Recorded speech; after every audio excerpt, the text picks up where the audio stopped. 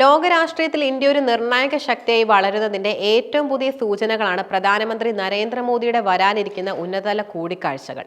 American പ്രസിഡന്റുമായും Russian പ്രസിഡന്റുമായി അടുത്ത 3 മാസത്തിനുള്ളിൽ നടത്താനൊരുങ്ങുന്ന കൂടിക്കാഴ്ചകൾ സങ്കീർണമായ ആഗോള ഭൗമരാഷ്ട്രീയ സാഹചര്യങ്ങളിൽ ഇന്ത്യയുടെ സന്തുലിത നയം എത്രത്തോളം പ്രധാനമാണെന്ന് വിളിച്ചോതുന്നു. ഈ കൂടിക്കാഴ്ചകൾ കേവലം നയതന്ത്ര ചടങ്ങുകൾക്കപ്പുറം ഇന്ത്യയുടെ സാമ്പത്തിക, പ്രതിരോധ, ദേശീയ താൽപര്യങ്ങൾക്ക് പുതിയ ദിശാബോധം നൽകുന്നവയാണ്. റഷ്യൻ പ്രസിഡന്റ് പുടിൻ ഡിസംബർ 5-6 തീയതികളിൽ ന്യൂഡൽഹിയിൽ നടക്കുന്ന റഷ്യ-ഇന്ത്യ ഉച്ചകോടിക്കായി എത്തുന്നത് ഇരു രാജ്യങ്ങളും തമ്മിലുള്ള പതിറ്റാണ്ടുകളായി നീണ്ട തന്ത്രപരമായ ബന്ധം കൂടുതൽ ശക്തമാക്കാൻ ലക്ഷ്യമിട്ടാണ്. ദേശീയ സുരക്ഷാ ഉപദേഷ്ടാവ് അജിത് ഡോവലിന്റെ മോസ്കോ സന്ദർശനത്തിന് പിന്നാലെയാണ് ഈ നിർണായക സന്ദർശനം സ്ഥിരീകരിച്ചത്. ഇന്ത്യയുടെ പ്രതിരോധ മേഖലയുടെ നട്ടെല്ലാണ് റഷ്യ. ആയുധങ്ങളുടെയും പ്രതിരോധ സാങ്കേതിക വിദ്യയുടെയും പ്രധാന ഉറവിടമായി റഷ്യ തുടരുന്നു. S-400 റൈഫം, എയർ ഡിഫൻസ് സിസ്റ്റം പോലുള്ള നിർണായക കരാറുകൾ ഇരു രാജ്യങ്ങളും തമ്മിൽ നിലവിലുണ്ട്. ഈ സഹകരണം തുടരുന്നതിനോടൊപ്പം പുതിയ സാങ്കേതിക വിദ്യകളുടെ കൈമാറ്റം, സംയുക്ത നിർമ്മാണ പദ്ധതികൾ, സൈനിക പരിശീലനങ്ങൾ എന്നിവ പുടിന്റെ സന്ദർശനത്തിൽ ചർച്ചാ വിഷയമാകും. അമേരിക്കയുടെ എതിർപ്പുകൾക്കിടയിലും ഈ പ്രതിരോധ ബന്ധം നിലനിർത്താനുള്ള ഇന്ത്യയുടെ തീരുമാനം സ്വതന്ത്ര വിദേശ നയത്തിന്റെ പ്രഖ്യാപനമാണ്. റഷ്യൻ എണ്ണ ഇറക്കുമതിയുടെ പേരിൽ ഇന്ത്യക്ക് മേൽ തീരുവ ചുമത്താനുള്ള US ശ്രമം നിലനിൽക്കുന്ന സാഹചര്യത്തിലാണ് ഈ സന്ദർശനം.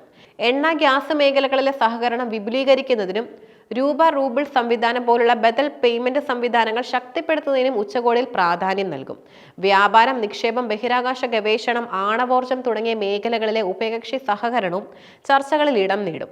ഇന്ത്യയുടെ ദേശീയ താൽപര്യങ്ങൾക്ക് റഷ്യയുടെ പൂർണ്ണ പിന്തുണ ഉണ്ടാകുമെന്ന റഷ്യൻ വിദേശകാര്യമന്ത്രി സെർജി ലവ്റോവിന്റെ പ്രസ്താവന ഇരു രാജ്യങ്ങളും തമ്മിലുള്ള ആഴത്തിലുള്ള വിശ്വാസത്തെയാണ് സൂചിപ്പിക്കുന്നത്.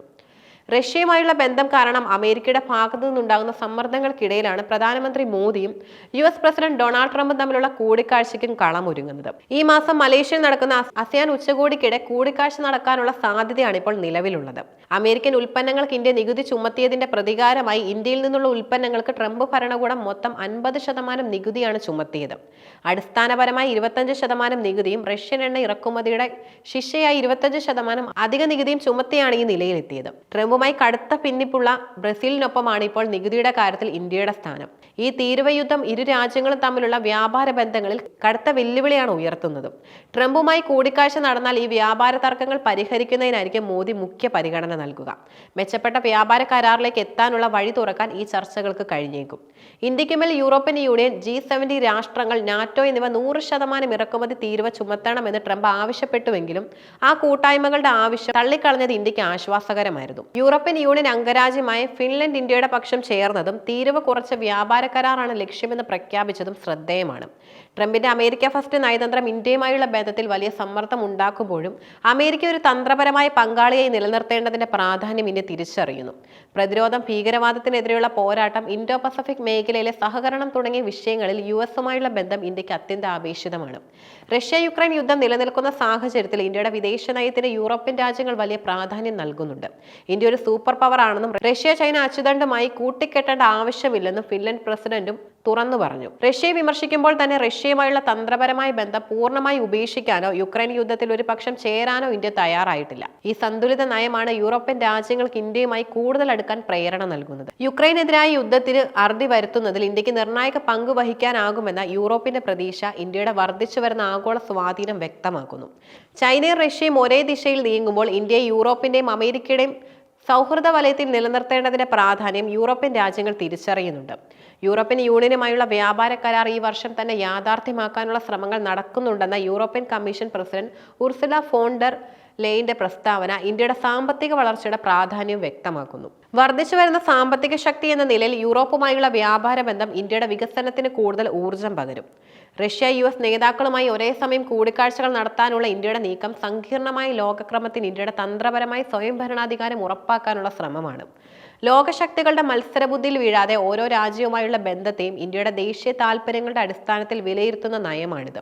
വ്യാപാര രംഗത്ത് അമേരിക്ക ചുമത്തുന്ന ഭീമമായ തീരുവകൾ, റഷ്യയുമായുള്ള പ്രതിരോധ ബന്ധത്തെ ചൊല്ലിയുള്ള പാശ്ചാത്യ രാജ്യങ്ങളുടെ സമ്മർദ്ദം, ചൈനയുമായുള്ള അതിർത്തി തർക്കങ്ങൾ തുടങ്ങിയ നിരവധി വെല്ലുവിളികൾ ഇന്ത്യക്ക് മുന്നിലുണ്ട്. ഈ കൂടിക്കാഴ്ചകളിൽ ഈ വെല്ലുവിളികളെ തന്ത്രപരമായി മറികടക്കാനും ഇന്ത്യയുടെ സാമ്പത്തിക വളർച്ചയ്ക്ക് തടസ്സമുണ്ടാക്കാത്ത ഒരു അന്താരാഷ്ട്ര അന്തരീക്ഷം സൃഷ്ടിക്കാനും പ്രധാനമന്ത്രി മോദി ശ്രമിക്കും. ഈ കൂടിക്കാഴ്ചകൾക്ക് ശേഷം പ്രതിരോധ സാങ്കേതിക വിദ്യയിലും വ്യാപാരത്തിലും ഭീകരവാദത്തിനെതിരായ പോരാട്ടത്തിലും ഇന്ത്യക്ക് കൂടുതൽ നേട്ടങ്ങൾ ഉണ്ടാക്കാനും സാധിക്കും. ഇൻഡോ പസഫിക് മേഖലയിലെ സുരക്ഷ ഉറപ്പാക്കുന്നതിൽ ഇന്ത്യയുടെ പങ്ക് ആഗോളതലത്തിൽ കൂടുതൽ അംഗീകരിക്കപ്പെടും. ചുരുക്കത്തിൽ റഷ്യൻ ഇന്ത്യൻ ഉച്ചകോടി മോദി ട്രംപ് കൂടിക്കാഴ്ചയ്ക്കുള്ള സാധ്യതയും ഇന്ത്യയുടെ വിദേശ നയത്തിന്റെ പുതിയ അധ്യായമാണ് തുറക്കുന്നത്. ഇത് കേവലം രാഷ്ട്രീയ കൂടിക്കാഴ്ചകൾ മാത്രമല്ല, വിശ്വഗുരു എന്ന നിലയിലേക്കുള്ള ഇന്ത്യയുടെ വളർച്ചയുടെ നിർണായകമായ ചുവടുവെപ്പുകളാണ്. സന്തുലിതവും ശക്തവുമായ ഈ നയതന്ത്ര നീക്കങ്ങൾ അടുത്ത തലമുറയിലെ ആഗോള രാഷ്ട്രീയത്തിൽ ഇന്ത്യയുടെ സ്ഥാനം ഉറപ്പിക്കുന്നതിൽ നിർണായകമായ പങ്കും വഹിക്കും. പതിറ്റാണ്ടുകളുടെ ചരിത്രമുള്ള പരസ്പര വിശ്വാസത്തിലും തന്ത്രപരമായ സഹകരണത്തിലും അധിഷ്ഠിതമായ ഒരു പ്രത്യേക ബന്ധമാണ് ഇന്ത്യയും റഷ്യയും തമ്മിലുള്ളത്. സോവിയറ്റ് യൂണിയന്റെ കാലം മുതൽക്കേ ആരംഭിച്ച ഈ സൗഹൃദം ഇരു രാജ്യങ്ങളുടെയും ദേശീയ താല്പര്യങ്ങൾ സംരക്ഷിക്കുന്നതിൽ നിർണായകമായിട്ടുള്ള പങ്ക് വഹിച്ചിട്ടുണ്ട്. ഈ ബന്ധത്തിന്റെ ഏറ്റവും പ്രധാനപ്പെട്ട തൂൺ പ്രതിരോധ സഹകരണമാണ്. ഇന്ത്യയുടെ പ്രതിരോധ ആവശ്യകതകളുടെ സിംഹഭാഗവും റഷ്യയാണ് നിറവേറ്റുന്നത്. സംയുക്ത സൈനികാഭ്യാസങ്ങളും സാങ്കേതികവിദ്യ കൈമാറ്റങ്ങളും ഈ ബന്ധം ശക്തിപ്പെടുത്തുന്നു. പ്രതിരോധം കൂടാതെ വ്യാപാരം, ഊർജ്ജം, ബഹിരാകാശ ഗവേഷണം, ആണവോർജ്ജം തുടങ്ങിയ മേഖലകളിലും റഷ്യ ഇന്ത്യയുടെ പ്രധാന പങ്കാളിയാണ്. റഷ്യ യുക്രൈൻ സംഘർഷത്തിന്റെ പശ്ചാത്തലത്തിലും പാശ്ചാത്യ രാജ്യങ്ങളുടെ സമ്മർദ്ദങ്ങൾക്കിടയിലും ഇന്ത്യ സൗഹൃദം നിലനിർത്തുന്നതും ശ്രദ്ധേയമാണ്. സ്വതന്ത്രവും സന്തുലിതമായ വിദേശ നയം പിന്തുടരുന്ന ഇന്ത്യ റഷ്യയുമായുള്ള തന്ത്രപരമായ ബന്ധം രാജ്യത്തിന്റെ പ്രതിരോധ സുരക്ഷയ്ക്ക് അനിവാര്യമാണെന്നും ഉറച്ചു വിശ്വസിക്കുന്നു. റഷ്യൻ പ്രസിഡന്റ് പുടിന്റെ ഇന്ത്യ സന്ദർശനവും പ്രധാനമന്ത്രി നരേന്ദ്രമോദിയുമായി നടത്തുന്ന ഉന്നതതല ചർച്ചകളും ഈ ചരിത്രപരമായ ബന്ധം കൂടുതൽ ശക്തമാക്കാൻ ലക്ഷ്യമിട്ടുള്ളതാണ്. ആഗോള രാഷ്ട്രീയത്തിലെ വെല്ലുവിളികളെ ഒരുമിച്ച് നേരിടാനും ഉഭയകക്ഷി സഹകരണം വികസിപ്പിക്കാനും ഇരു രാജ്യങ്ങളും ശ്രമിക്കുന്നുമുണ്ട്.